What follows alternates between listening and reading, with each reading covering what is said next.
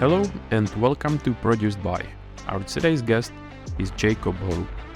Jakub is a freelance motion designer and animator with a background in filmmaking, directing campaigns, adverts, promo videos and more.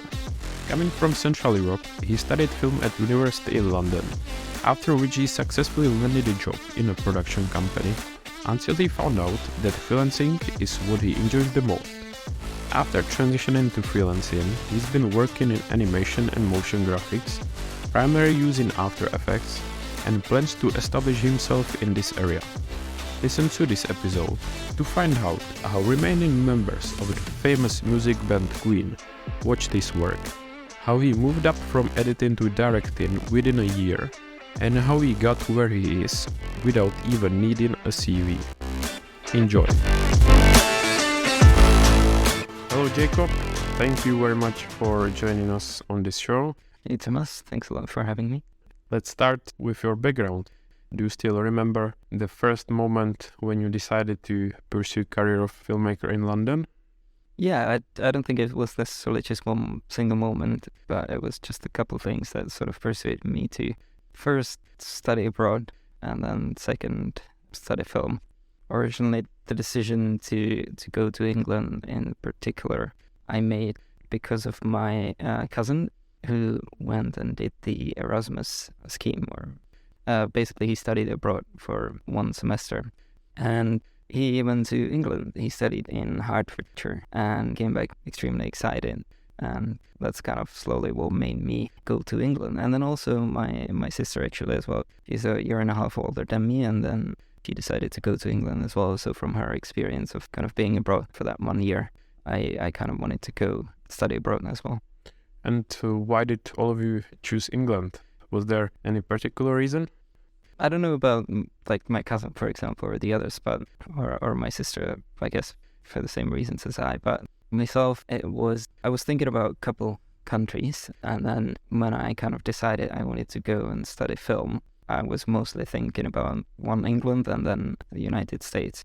And like obviously, being 18 or whatever, 19, I kind of wanted to go to a big city.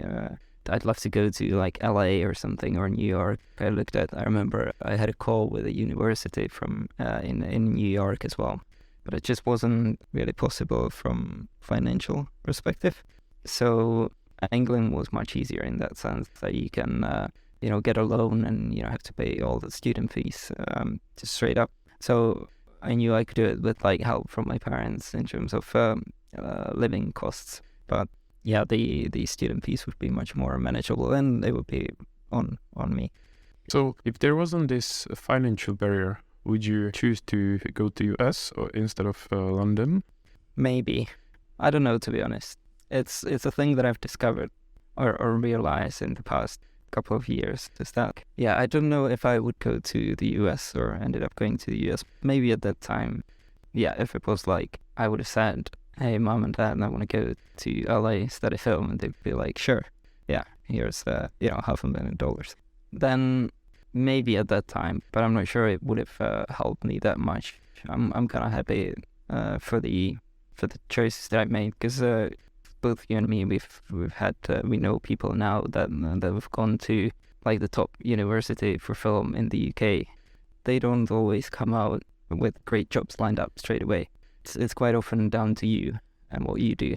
So I think, and one of my friends, she's actually been to one of the schools that I was considering in USA, just like the top film school, and she said 90% of the people that came to study there were just sort of kids with rich parents or parents in the film industry, and they didn't care about studies at all. So I think, maybe it would have helped in terms of connections, and I would have met, people with great connections in the industry and all that. But I think it would have really, really sort of clouded my worldview in terms of I would just continue to be raised in this sort of bubble where you're just like everything's sort of sorted for you. I must say that I agree that it's not really about the choice of the university, but it's rather about your approach, about you being proactive and trying to stand out and succeed rather than just relying on on the university on your CV and hoping that it will land you your next job or something. Yeah, absolutely. Absolutely. And you should just, even if you wish you'd be at this like great university where you think that, you just study for 3 years and then it's done, you go and start directing films or being a DP or whatever. You just need to kind of look at where you are, what you have, and focus on making the most out of it and use that as an opportunity. Because, if you imagine being at a mediocre university and then being at the top university, at the top university, you're surrounded by people who, like I said, probably have parents who've worked in the industry for all their lives and all that. It might be difficult to stand out. Whereas at a mediocre university, nothing stops you from approaching it a lot of effort and just trying really hard and focusing on yourself. And then it might be so much easier to stand out. There's both ways. One way, having a great university can maybe help on your CV, but that doesn't mean that going to a university that isn't like kind of famous or anything stop you from having a great career. Definitely agree with you. And do you still remember the moment when you told to your parents that you wanna go to London and study there? Maybe what was their reaction like? Yeah, I mean, to be fair, my parents were really supportive and they kind of wanted us to go study abroad. And they've never had the chance in their lives, and then they've made sort of good careers for themselves, and I think they just wanted us to have the opportunities that they didn't, so they were really supportive of that. And yeah, the fact that I kind of just wanted to go to London, the reasons of I thought the best place in Europe for like film industry, it's the biggest, and then second, definitely for the fact that it sounded cool studying in London and living in London. And like I said, like I guess both of us are from small towns in the middle of the Europe, in the Czech Republic, so they were really supportive. Especially considering the history of our country, that it wasn't as westernized as other nations, in Western Europe. So our parents really didn't have a chance to travel as much or career opportunities. So I guess it's great that they supported you. Yeah, absolutely. So when it comes to the filmmaking, were you always into the filmmaking as a child, or why did you decide for this? I think I got that from my dad. He used to like film and edit on an amateur level, like videos from home, from work, all sorts of stuff. And then, he'd show me like the editing software and all those things. So I think one of the first memories of me like interacting with the filmmaking world would be him sitting me down in front of iMovie. And just like it sounds so cliche now that I hear it back. Back at the time, it was like he first got like an iPhone and then got an iMac. So we had like iMovie on the iMac. And at that time, I was like, I don't know, maybe 10 or something. And I didn't know anyone else who would have an iMac. It was just so like new in Czech Republic. Everyone would have a Windows PC because Apple was just so damn expensive, and it's still it over there. So yeah, I think that was like one of the first times I remember that there was this like transition that I really liked that you could use in iMovie, which was like this water, I don't know what you call it, but kind of looked like a surface of a lake when you throw a stone in there, and it creates these like ripples, and it's sort of like transition. And yeah, then from there on, just kind of experimenting with my own camera. So was your dad a filmmaker, or was it only a hobby? No, just a hobby. So before going to the university, did you study anything film related in the Czech Republic? No, nothing. Just sort of from YouTube, I guess. Was it a good foundation for what came later on? Yeah, I think so. I mean, I kind of like before I went to uni, I used to do like all sorts of videos, wedding videos as well. And yeah, all kinds of stuff with a cousin that I mentioned as well. They took me with their team to Germany for this big race. We spent like 5 or 6 days over there, I think. And I used to create these like recap videos from every single day. So I would just have my own hand cam and I would just record stuff throughout the day. And then I would edit it the same day, like in the evening. And then we would release the video at the end of the day. And yeah, these things were like super fun, I think. And that's where I learned like a lot about editing and filming as well. So yeah, I think I had a good base. That sounds like a good experience and some kind of background, because I remember coming to university having pretty much no filmmaking experience and feeling like that I don't really belong there. It was tough for me, those beginnings. It sounds like that you had kind of good beginnings before you went to the university. So were there actually obstacles that you faced, or did you have any moments you were thinking about that you may not make it in the end, or any doubt? I think I was definitely like a bit scared that I wouldn't get accepted to any of those universities that I applied to. I was scared that like my work wasn't good enough to be accepted. Only later I learned that they basically accept anyone. And it wasn't like, definitely didn't have to be scared. Apart from that, I think I was lucky that my university, my like road to university and going abroad was pretty smooth, because I had the support of my parents. You know, I didn't have to do much to get there. I mean, obviously, like all the applications and all that, I sort of did myself. And in that sense, I think it was pretty smooth. I must say that I had literally the same feeling that my applications may not be good enough. Then I kind of found out as well that, I'm not saying that they accepted everyone, but in the end it wasn't as hard as I was afraid. Comparing probably my application and portfolio with yours, I think I had many more reasons to be scared than you. Thanks, but no, I think it's the comparison to what we are used to from the Czech Republic as well, from the system in our country, right? Because getting to university isn't as easy as it is here in the UK.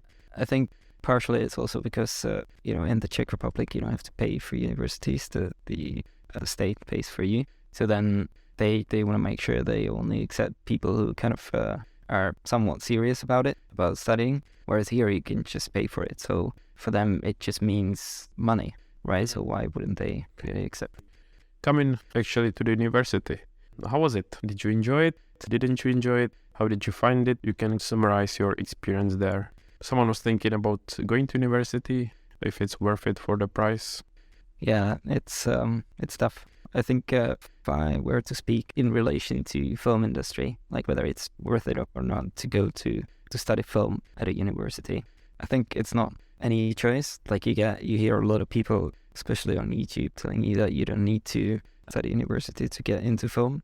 And I think you don't need to, but then going to the university just gives you, even if it doesn't matter whether it's a great uni or a bad uni, or it gives you just a great understanding of how the film industry actually works. And I never, got that from YouTube. For example, what roles do even exist on a film set?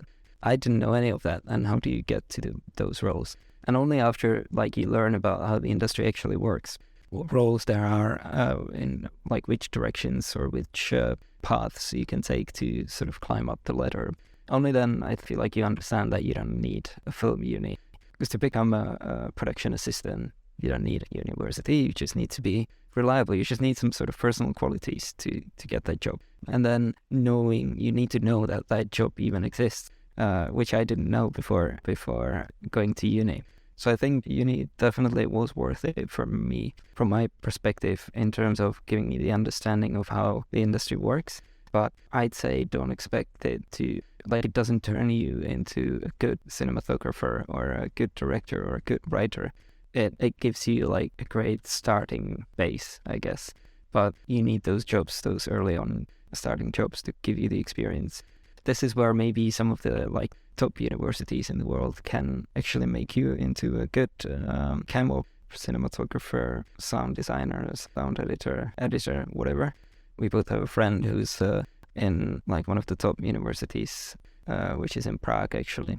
He studies cinematography, and yeah, you can tell the teachers, there's 5 of them in the whole class for one, and then all the teachers that teach them are the best cinematographers in the country. So yeah, I believe that he's gonna come out with loads and loads of knowledge and actual skill and be able to just go and work as a cinematographer straight away. But that's just some of the universities. So I think it is worth it for giving you a good understanding of the industry and then helping you decide which way you want to go. But then again, it's down to you what you do about it. I agree with what you said, and I must say it's also about it being lucky, because there were some teachers that I found them really helpful, that they gave me a lot during my studies. But then there are, other teachers that I felt like, I don't want to say it was waste of time, but I don't think it was really worth the money. But that's something you never choose. It's kind of being lucky, and there are always both types. Yeah, I agree 100%. Because it's always going to be like that. You can never pick how many good teachers you'll have and how many bad ones you'll have. But you will always have one good teacher and you will always have one bad teacher. It just depends what they're going to teach and who they're going to be and how much you'll have to interact with them. Can you try to highlight a few points that were positive about the university and few points that were negative? Something that you enjoyed and something that could have been done better? In general, when it comes to university, not necessarily specific to the one you went to? I think positive points would be some of the good teachers who actually had some real world experience from the film industry. And also, you just need to make the most out of it. You just need to kind of find these teachers that are really good and what they do, and actually have some experience and just absorb it from them as much as you can and ask them questions and just spend time with them. What's negative about film university? I think most film universities can't give you the connections that you need to really get into the industry, mostly just because they don't have them, and also because the industry doesn't really want students. Like you know it as well, the industry is so much about connections and who you know. If you've got a friend who's a camera assistant or whatever, or a spark, then he can get you on a set, on a job quite easily.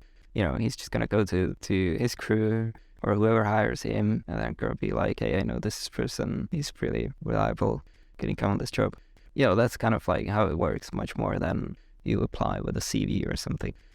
Maybe you don't even need university if you've got a friend or someone from your family on a set, and then they just know you and kind of will get you the job. Yeah, for sure. I think a lot of people were angry a lot of our classmates were angry at this, the way how the industry works and the fact that it works like this, because it makes it really hard for you to get the jobs unless you know someone. But on the other hand, if you look at it from perspective of other people who work in the industry, if you're on the film set, there's not much tolerance for errors. And you need people who are reliable, and you constantly work with people, unless you're like an editor or a grade. Even then you work with people, but on set, it's really, you've got so many people around you and you work with them every day. They need to be easy to work with. And you'd want to hire someone you know and you trust as well, rather than just a random person. If you have the opportunity to hire someone you know and you trust. We know how competitive the industry is, so you really want to do the best job you can, because it's quite easy to replace you since there are so many people waiting behind you for the same job as you have. Yeah. How was your transition from education to work? When did you start applying for work, or how did you look for work? Was it through connections or applications or sending CVs? So it was definitely a big slap in the face. I think it makes you realize a lot of things. But how I went about it, I wasn't too sure what I wanted to do after uni, like what specific role in film. I kind of just knew I could edit. I did enjoy directing a lot, but you don't really finish uni and go start directing films. No one's going to hire you as a director straight out of uni, because you just experience, real world experience on set, and you don't have the connections you need. People need to trust you a lot to hire you. So that's the reason for that. I thought I would start just freelancing as a videographer after uni. I don't know, it kind of came on its own, because I thought I would just have a normal holiday after uni. During the summer, I wouldn't do much, and then I would start applying in September or September. I would start applying for jobs for studios and things like that as assistant editor. However, I managed to get through some connections at uni and through one of our teachers as well. I managed to get some jobs over the summer and made a couple of connections. And then one of those connections, a friend of mine, recommended me at a company where he worked. So they hired me for some freelance editing at first. So I started doing some editing, and that was a big opportunity for me at that time, because all of a sudden some real company wanted to pay me and work with me. So that was great. I learned so many things as well. I realized how professional the working world actually is. again, you can't really make mistakes, and everything needs to be like really good. And like I would edit, and I would have mistakes in my like exports, and I would overlook things and things like that. And you just can't send an edit to a client with so many mistakes and tell them, oh, we're gonna fix it in the next. You just need to like watch your own. Like these little things were a bit like realization for me. I think I proved myself to them with sort of just my approach to work, and they ended up getting really busy over like September, October, November. So then they offered me a full-time job as a filmmaker, and yeah, I accepted that. So it was kind of, it happened quite quickly, and I didn't really apply to any other companies in the end, because first I was happy that I had this like freelance gig for them, and then like a month later I started working, I got a full-time offer. So I started as an editor and then worked myself up a bit as a camo. Did you actually have to send them CV or cover letter, or was it based on that connection and then work relationship? So obviously the connection helped a lot. I didn't have to send a CV. I didn't have to do a formal application. I did meet with the boss of the company, or one of the bosses of the company. I showed him my CV, and we just had a sort of quite relaxed chat about me, my work, what I did, what experience I have, things like that. I think at that time my reel was fairly okay for just finishing uni. I think because I've been sort of playing around with the camera for so long before uni, like 4 years, I sort of developed a good eye for composition and those sort of things. So my shots at least looked okay. There weren't any massive red flags. So I think that's why they ended up hiring for me, because it wasn't a job where you'd need like 10 years of experience or something. At first, like the edits that I was doing were quite simple and straightforward. Since this is quite important part of life, especially for students, can you give some advice how to prepare for this transition for work when it comes either interviews, CVs, cover letters, when to start looking for a job, about expectations? Because, for example, I remember teachers telling us during the university that we should stay realistic and not to expect that once we finish university that the industry will not be waiting for us, because there is such a competition and you are just a student, one of many. You should stay realistic, apply in advance and prepare as much as you can. Yeah, for sure. I think no one's really waiting for you to finish uni and they're going to offer you jobs. I think it works like that in other industries where there's not enough just workforce and people. But it definitely doesn't work like that in the film industry. It's difficult for me to give advice on CVs and cover letters and like interviews, because I've never really had to do many of them.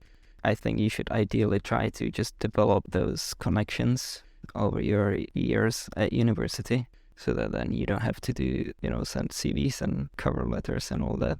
In terms of when you should start looking for a job, to be fair, you should start as soon as you get to uni.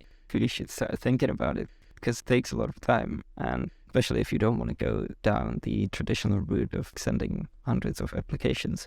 I think I personally sort of started in my third year of uni, where, well, basically before the third year even, one of our teachers came up to like the whole class, right? And he said, I might have some like jobs coming up over the summer. If anyone's interested, let me know. I ended up emailing him and ended up working on a couple of jobs thanks to him over the summer. And even that helped me a little bit create those connections. That's where I met the other friend, worked with him, who then, recommended me in this company. That they kept telling us networking. And that's the most important thing. And like looking back, I 100% agree with that. I remember it was probably one of the first lectures we had at the university, and teacher asked us what is the most important to succeed in the film industry, and the most important thing was networking. I still remember it until today. Can you tell us a bit more about the company you started in, just so that we get a bit of overview? What kind of company was it? Yeah, it was a very small production company focused on online content, and their main niche was crowdfunding videos. So they managed to make a name for themselves in this space of crowdfunding videos and make some connections again. So they were able to get a lot of jobs from crowdfunding platforms. They recommended them to the companies that wanted to, do a crowdfunding campaign. So it was a lot of that, and it was a fairly small company. Like at the time that I joined, it was the two co-founders, one employee, and then me. So it was 4 of us. What were the roles that you tried? I assume that you started, on a bottom and grew up. Yeah. So because it was such a small company, you cannot do a bit of everything, right? Like I mentioned before I started, they hired me as an editor, so I started editing first. And then after about 2-3 months, they sent me on a couple of jobs as a camo, and then I proved myself as a camo. So I started filming most of the shoot and editing as well. And then, they kind of asked me what I want to do. And I said I want to try directing some of the videos and maybe even writing some of the crowdfunding videos or online commercials. And they sort of gave me the opportunity. So they introduced me into directing some of the shoots and, directing clients and then working with some actors as well. And kind of picked it up quite well, I think. And then I think because I did well in all of those jobs and the other employee was really talented and really good, and I had loads to learn from him as well. They had this like really strong core team, and they were able to expand, and they hired more people, hired some editors and things like that. So then for like the past year in that company, I was basically just directing and writing as well as doing some editing, and then that sort of leads to me discovering the world of motion design and animation, because I started doing some work in After Effects and things like that. Yeah, that's what got me to what I'm doing now. That sounds like a great experience right after the university, that you ended up doing what you wanted, to being a director, and you also tried all kinds of different roles actually in real life. Sounds like a good job. How long you spent there? Almost 2 years. Where did you go afterward? After the job, I decided to go freelance. I was just going to say that, like mentioned, it was like a good experience straight after uni. It definitely was. It was a great job to have, just because I could try bits from everything. And that's what kind of made me realize, even because originally I really wanted to pursue directing as a career. But then this job kind of made me realize that you just sort of need those connections, and also made me realize that if you don't have great connections, it's very difficult to become like a serious director at a very young age. And very, very often, lots of the big directors on commercials or whatever, they first started somewhere else. They were, whether it's art directors in studios or even DOPs or whatever, and then they made their own project or their own film and then got into directing. I sort of realized there's loads of ways how you can get there, and I don't need to be in a rush or anything. And I also really started enjoying doing animations in After Effects and motion graphics and motion design. So I decided to go freelance as a motion designer. For how long have you been freelance now? About for 5 months, 6 months, almost 6 months. Do you feel like it was a good decision? Oh yeah, absolutely. I think maybe I should go back here a little bit. So because I used to do wedding videos and jobs like that before and throughout uni, I kind of mostly worked as a freelancer. And then both my parents worked as sort of managers in companies. So they had sort of the freedom of time in a way. So that's what I knew was the norm for me. I didn't grow up with parents who would just go to work 9 to 6 every day.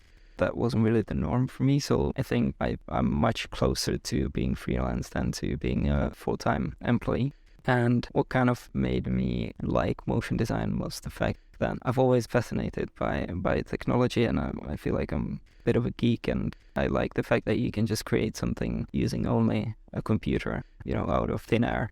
And that's what fascinates me about coding and 3D animation and all these sort of things. And then motion design is what I sort of got the opportunity to do a bit of during the job that I had.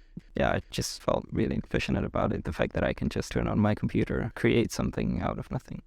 For someone who maybe hears this for the first time, can you explain in simple terms what is it, motion design and maybe even animation? Yeah, so motion design is basically a combination of graphic design and animation and designing motion in animation or for graphics. It's a fairly new industry, but the work sort of ranges from lower thirds that you see on news channels or any sort of animated graphics you see on TV to a bit more 2D hand-drawn animation as well, 2D animated short films, and there's loads and loads of things. Explainer videos are part of that as well. I was gonna say that sounds like there is a big future for this. that it's something good to spend time on because it's likely that there will be a lot of work in the future?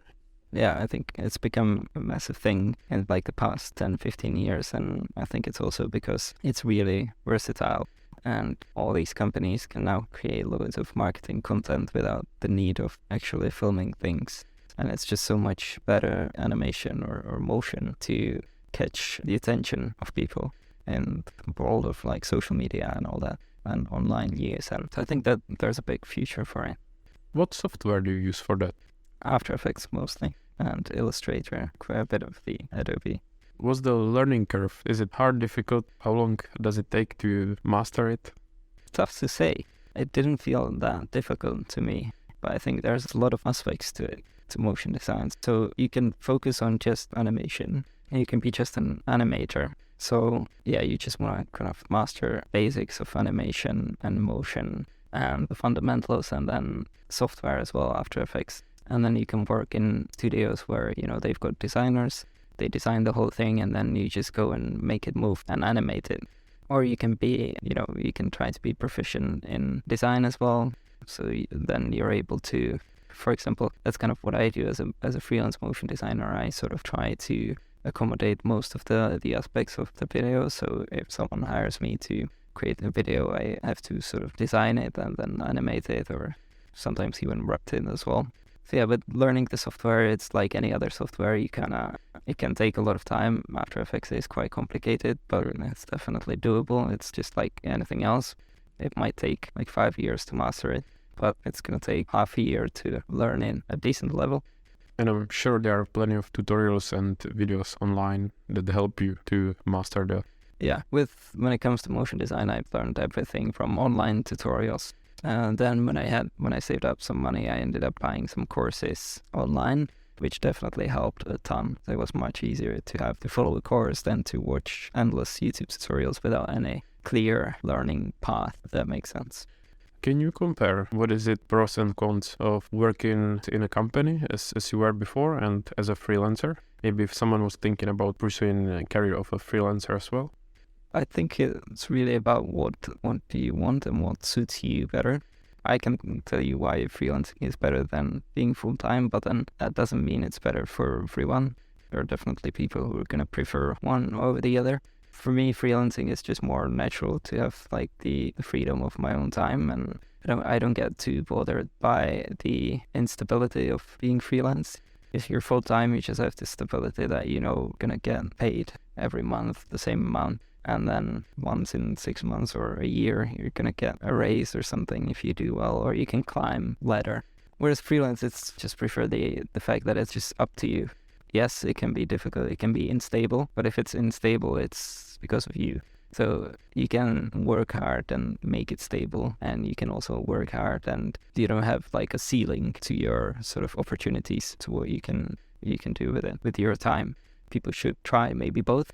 I think don't think about it too hard after uni. Just anything you try is good experience, and it's better than doing nothing. And even if you don't know what you want to do, just do something, because at least it'll help you figure out maybe what you don't want to do. If you really have no clue what you want to do, just go try to get a job anywhere, apply for different things or whatever. And then if you get that one job, it'll help you figure it out. Maybe you'll start enjoying it, and you'll find that that's what you want to do, and then you can continue on from there. Or you just find out, okay, this is not what I want to do, let's try something else. It will definitely help you decide what you want to do. What about some negatives or challenges that come to freelancing? Because I'm sure that there are plenty of people intrigued by the idea of being my own boss, but I'm sure that it's not that easy. So can you share some challenges or something that is not that easy that it may seem? I think there are definitely challenges, but it's really hard to say. Because to me, it comes really natural, feels like the way it should be. So the things that others see as challenges, I just see as normal things. For example, the fact that it's unstable and I don't know how much money I'm going to make, and if I'm going to make any money, if anyone's going to hire me. To me, that's normal, isn't it? Like you just need to keep trying and get like job. There's solutions to all of those things. You can build a good network of people that you work with, and then you'll have enough stable job. Like it's not impossible to have a stable freelancing career. What are your goals and aspirations or some future plans when it comes to your job and career? I wish I knew. Or even a short-term? The short-term goals, creating a stable motion design career, improving my skills, and hopefully working on some really interesting projects. I think at the minute I'm trying to get myself on the path to a creative director, then maybe go back to directing in the future again. But there's loads of other things, like I enjoy the business side of things of being freelance as well, because you kind of run your own business, under your own name. I've got some other interests as well, like I'm working on this app with two friends of mine. It's just like a passion project, but it's a simple iPhone app for people who like to shoot analog film, like a logging app. And I've made a couple of apps or games with a friend of mine during like high school and during uni as well in the past. So this is like a thing that I've enjoyed as well. And I'd love to do one of those a bit more seriously, like an app or something in the future. I think I'm at the point where I'm still trying to figure things out for myself. Is something important to mention as well, how hard it is or it was for you to find a job as a freelancer? And how do you find it? If it's through connections again or maybe some advertisement? I think as a freelancer, you need to focus on providing the best service possible. If you just make it so amazing to work with you, like if a company hires you or something and it's just like the results are great, communication is great, the feed is great and all that, that's the most important thing. For me, I'm currently taking this course, which is focused on a bit more on the business side of things, but it's specifically for motion designers. It's called Motion Hedge Client Quest. And it's about how you get clients, how to get regular clients, build sort of a good funnel for attracting new clients. And what I came to realize is that mostly I'm getting all of my jobs at the minute from connections, from my network, or at least pretty much all of them. For me, that's really good. It's just a bit unpredictable. I don't know when those people are going to go and ask me for a job, but they just sort of keep coming somehow. I think I'm lucky in that sense that I don't need to try too hard to go out and get new clients and all that, even though I am trying, because I do want this to be quite stable and I want to have a bit more jobs and all that. I think seeing other people in the course as well, it definitely is hard to get your own clients. That doesn't mean it's impossible, and anyone can figure it out, if you just keep trying. For me, I don't see it as the most difficult thing. I think it's as difficult as finding a job, full-time job, like at McDonald's or something. That might be easier than getting freelance clients. I like the mindset. I think more people should be thinking like that. If you think about it, anything that you want in life can be figured out. You can figure everything out, how to get it. It's just about doing it. A quote that I read in an email newsletter that I subscribed to, that really resonated with me, because I think it's important to realize that you can figure anything out. As we heard your story now, can you summarize some points for young people who want to succeed or at least try similar career path? When it comes to any trade, skills, experience, anything that comes to your mind that might be helpful and those people should focus on? I think it's very valuable to focus on yourself a lot and develop your own qualities and personality and approach to work and work on your mindset, because that's just gonna pay you back a lot and it's just gonna come in handy. Being able to focus and to be disciplined and productive, and I think that's very useful, and it's gonna be useful in any job that you get.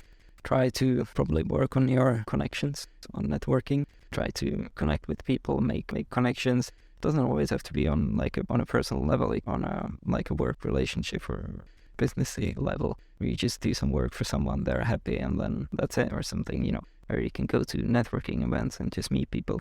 But I feel like you never know where something good's gonna come from in terms of network. It'll always surprise you. Someone you talked to, you showed your work to 6 months ago, is now, they got a new job and they're making a video and they are hiring people. And then they remember you or something, that sort of stuff, because people's lives go on as well. So, your network keeps evolving on its own as well. So the connections you make now may be highly valuable 5 years from now or 10 years from now, especially when you're meeting people who are driven and are sort of improving their own positions as well. And just try to make the most out of uni you can, if you're still at uni. and don't be too worried. Don't compare yourself to others. That's the biggest thing that I learned. Because everyone has their own path, and everyone gets where they are differently. And you can't just follow a path and get to the same exact position. And if you think someone's doing better than you are, and you should be doing better right now, because look at them, look at what they've got, look at what they've achieved. You never know their full history and how they got there. It's just different for everyone. So don't focus on that at all. Just focus on yourself and on your own journey. I think those are some great points to keep in mind. Now, can you tell us a bit more about yourself if you want to? We know that you enjoy filmmaking and animation, graphic design, and building apps. So is there any hobbies, or do you want to tell us more about something? I think I pretty much covered it. Those are all things that I enjoy. At the moment, I'm just trying to figure out what I really want to do in the next 5-10 years, what I want to focus on. Because you don't have an unlimited amount of time, and I think you need to. It's good if you can pick something to focus on, because if you really want to be good at something, it's going to take you years to get there. So I'm sort of trying to figure that out. I do enjoy all these things that, in relation to tech, I am fascinated by them and by the future that it can bring to us. And we're really starting to see that with all those AI tools these days. And yeah, so I don't know where all this is going to lead me, but I definitely want to stay a little bit. I want to keep all these multidisciplinary interests, I guess, like the apps, business, motion design, creative side of things as well, directing and all that. So I'm just trying to figure out how I can combine all these things while keep sort of progressing. Because you can't really be good at everything. You just need to focus on some things that you really enjoy or will bring you the most sort of value. So I guess that's what I'm trying to do. It sounds great to me that you managed to find a job that you enjoy, and at the same time given that business side of things, because I heard many times that people to be filmmakers but don't really enjoy this business side, and I hope it will continue like that. Thank you. Can you highlight some moments or some projects you are proud of, or some collaborations or anything from your career? Yeah, there's definitely been a couple that I didn't expect to be so enjoyable, do quite well as well. One that comes to mind is this online commercial that I directed for a fashion brand called Vendula London. They do handbags, quite crazy handbags, and they did this collaboration with the band Queen for their 50th anniversary. They collaborated with the band and created this range of handbags. And I got the opportunity to direct that commercial, and it was super fun, and I really enjoyed it, and I think it looks great, and I was super happy with it. I still am, and apparently even the two guys from the Queen saw it, Brian and Roger. So they saw your name in the credit. They've seen the video, and apparently they quite liked it. Maybe something comes in the future. Maybe. That was definitely really, really cool to hear. I mean, that was the end of it. It's not the biggest thing, but I was quite happy with that. And can people watch it somewhere if they want it? Yeah, I think it's on YouTube. If you just search Vendula London Queen. We'll try to put it into the show notes if someone wanted to watch it. Yeah, the video is called Queen X Vendula. Anything else? Or is this the biggest one or the best one? I think so, yeah. There's a couple other projects that I'm quite proud of, but yeah, there's this one sort of Kickstarter video for this Hong Kong-based smartwatch company that I wrote and directed. And I think that one looks really professional, and it turned out to be really great. We worked with some great actors, 2 kids. It was super fun. It was a great experience on set for me to direct little kids. It must have been difficult, or was it, or not? Yeah, maybe at times, but it was quite fun. I wouldn't say I'm best with kids, but then I got some great feedback from members of the crew and from the producer that I worked really great with them. So I guess it was good. I didn't think I was doing that well at the time, but yeah, I think they enjoyed it as well. It was pretty fun. So I'm quite patient and relaxed person. Was the campaign successful? Don't even know, to be honest. It was meant to go Kickstarter, but I don't know if it ever happened. I just know we finished. So if someone wanted to follow your work, do you want to share links with us, either social media, your website, or showreel?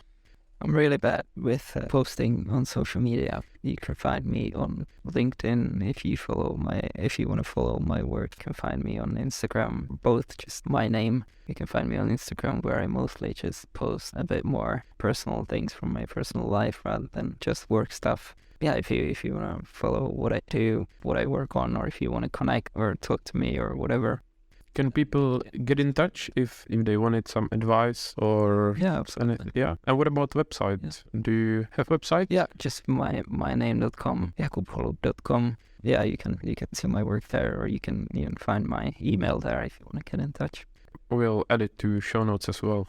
As we are just finishing, is there anything that you would like to add, you would like to come back to, or maybe I forgot to ask you? I think we covered it pretty well. Yeah, I really enjoyed it. Yeah. Thanks for having me. I thank you for one of the first episodes. I really enjoyed it as well. It was great to find out more about you, and also I learned something, got some useful motivation, and wish you good luck in your career. Thank you. Thank you for listening to Produced By. Subscribe to our podcast on your favorite podcast app, leave a review, or send us your feedback. For more information about the host, links from the episode, and ways to connect with us, visit the show notes. If you know someone who would be an ideal guest for our podcast, please get in touch. Thank you and see you soon.